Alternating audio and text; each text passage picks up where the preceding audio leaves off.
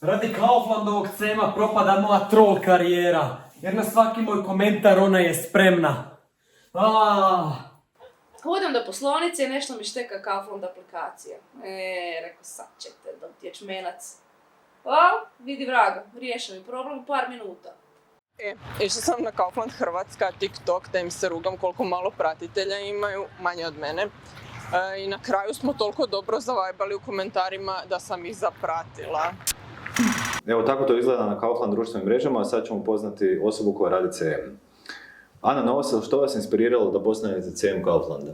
Pa, htjela sam imati plaću. Jasno. A možete li nam reći što točno radite? Pričam s ljudima u ime Kauflanda gdje god ima signala. Zapravo sam veza između ljudi i službe za potrošače. I samo to? Da bar je samo to. Smišljam objave za Facebook i Instagram, pišem statuse, objavljujem, boostam, radim izvještaj i tako dalje. Pa dobro, to svi CM-ovi rade. Baš mi je drago zbog njih. Ja sudjelujem u produkciji raznih materijala, nabavljam stvari, slažem pakete za influencere, tražim influencere, komuniciram s njima, handlam sve detalje. Čekajte, Ana, režija, molim vas onu snimku. Super mi je raditi s Anom, stvarno super. Niti jedna suradnja mi nije bila draža.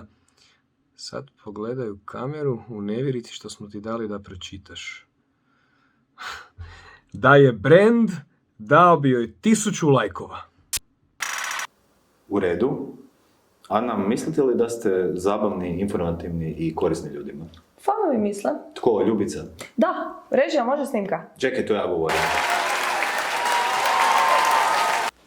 Lako tako kad ne hejta.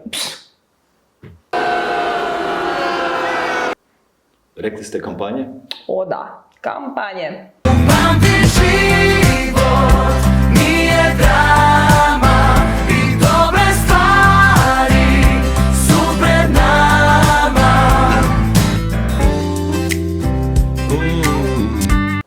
Za vrijeme korone ste samo sjedili doma. Jesam, da. Sjedla sam doma i odgovarala u prosjeku na 500 komentara dnevno. Buhu. A šta kažu iz Kauflanda na vaš CM? Pitajte njih. Pitali smo ih. Ana, otkad Ana cema za Kaufland, ja mirno spavam.